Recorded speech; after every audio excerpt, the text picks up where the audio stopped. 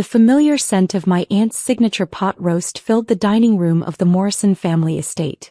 Every month, like clockwork, the entire extended family gathered here for dinner, a tradition that felt more like torture than togetherness. I adjusted my simple black dress, feeling distinctly out of place among the designer labels and flashy jewelry that adorned my relatives. "Sophie, you actually came." My cousin Elizabeth's voice dripped with fake enthusiasm as she air-kissed my cheeks. Her Cartier bracelet clinked against her wine glass, a not-so-subtle reminder of her success. I forced a polite smile. "Wouldn't miss it, Liz." The Morrison family dinners had become a monthly showcase of achievements, promotions and acquisitions. A parade of success where everyone competed to prove they were living up to the family name. Everyone except me, apparently. "Still working at that little financial firm?"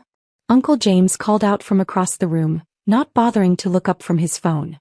He was the patriarch now after my grandfather passed away 5 years ago. The family real estate empire, Morrison Properties, had tripled under his leadership, a fact he never failed to mention. "Actually, I started my own consulting company," I said, taking a seat at the massive oak dining table. Elizabeth laughed, the sound sharp and dismissive. "Oh right, your private practice. How's that going? Making ends meet?" Before I could respond, my cousin Michael chimed in. "Hey, at least she's trying. Not everyone can be as successful as the rest of us." The rest of the family chuckled.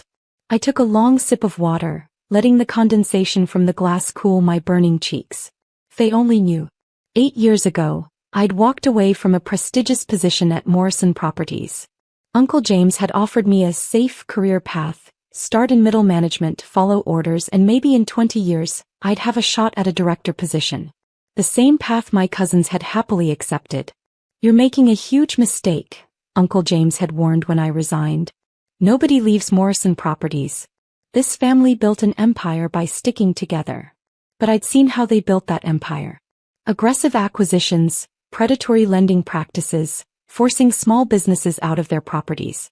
The Morrison way of doing business left a trail of destroyed lives behind its impressive profit margins. So I left. Started from scratch. Spent years building something different. "Sophie's just different," my mother explained apologetically to anyone who asked. She'd never forgiven me for walking away from the family business. In her eyes, I'd chosen failure over loyalty. Aunt Patricia emerged from the kitchen, carrying her famous pot roast. "Everyone take your seats. Dinner's ready." I found myself wedged between Elizabeth and her husband Brad, a corporate lawyer who loved talking about his latest luxury car purchases. Across from me, Michael and his wife Diana showcased matching Rolex watches, wedding gifts from Uncle James. "So," Elizabeth turned to me as the food was served, "tell us about this consulting business of yours. Any big clients we might know?" The table went quiet, all eyes turning to me. This was their favorite part of family dinner, the moment they could remind me of my supposed failures. "I do all right," I said simply, cutting into my pot roast. "Still a nobody after 8 years?" Michael laughed. "Meanwhile, I just closed the Henderson deal. 40 million in pure profit." "The Henderson property?" I asked, keeping my voice neutral. "The historic apartment complex downtown?"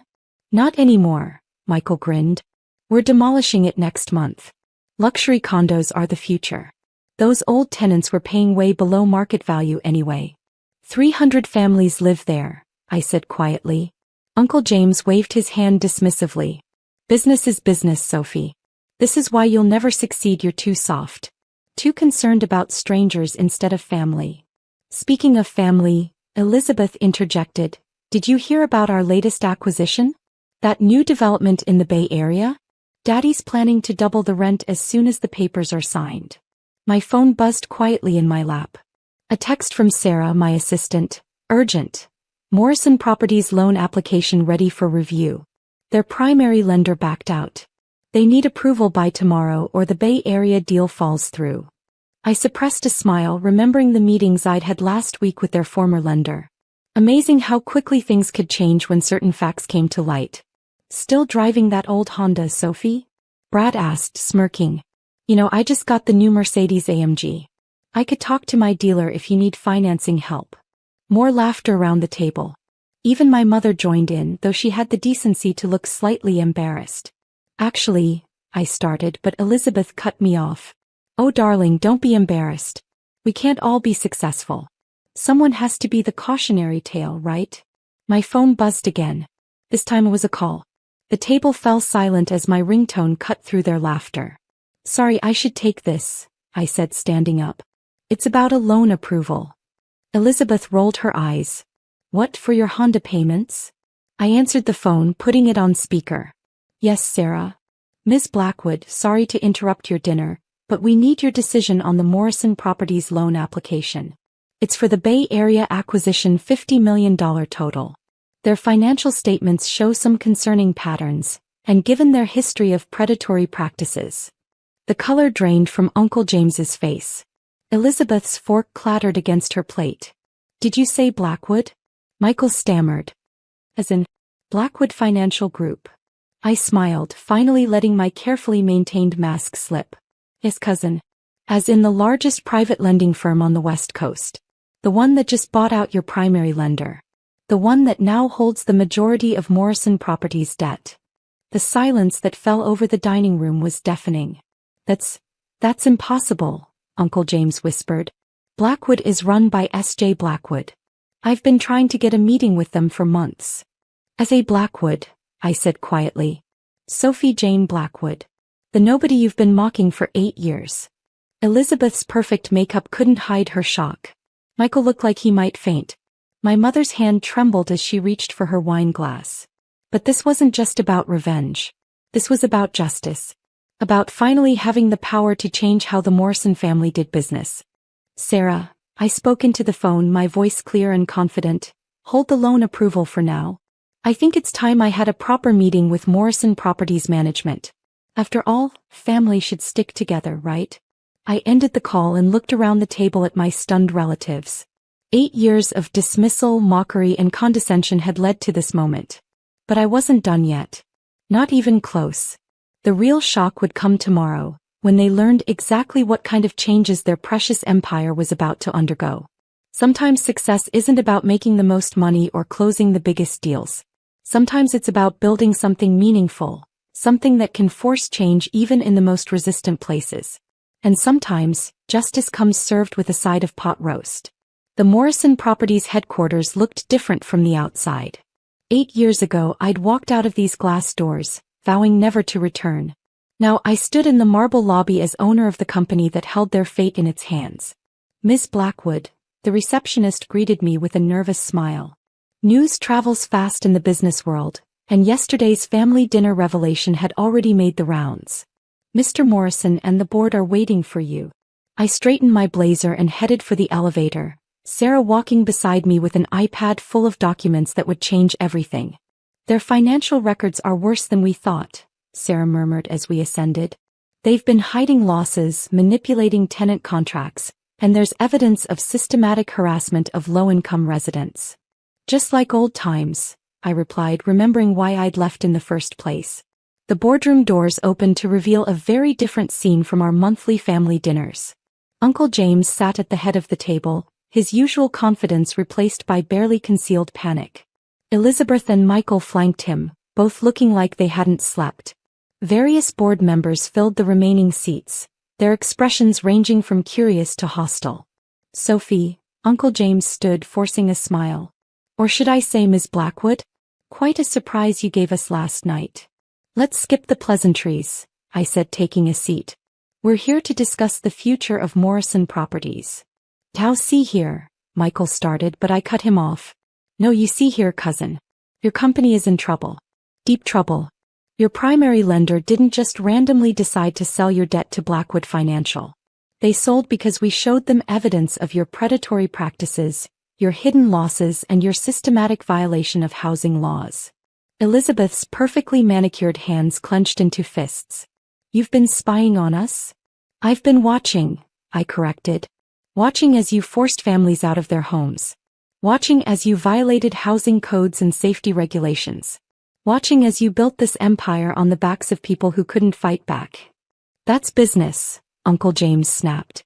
The Morrison way of doing business. Not anymore. I nodded to Sarah, who distributed folders to everyone present. Inside you'll find 2 documents.